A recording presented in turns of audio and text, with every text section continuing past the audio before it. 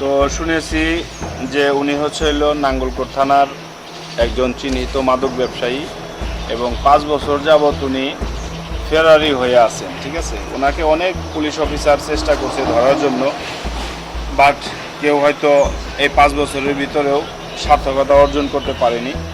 তো আমি এই থানায় যদিও গেছে মাসের 24 তারিখে জয়েন করেছি, তখন ওই এলাকায় আমার বিট ইনচার্জ, তো এলাকার লোকজন বললো যে এরকম 5 বছর যাবত একটা মাদক ব্যবসায়ী কোনো পুলিশ অফিসার ধরতে পারতেছে না, বা আমরা জনগণও তাকে আইনের আওতায় নিতে পারতেছি না।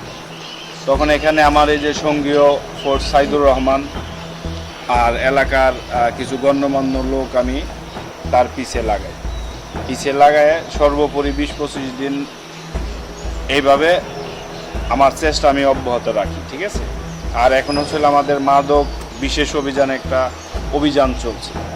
তো এই মধ্যেই আল্লাহ তাআলার অশেষ মেহেরবানিতে এই 5 বছরের যে সাজা একজন আসামি আমি ধরতে সক্ষম হয়েছি।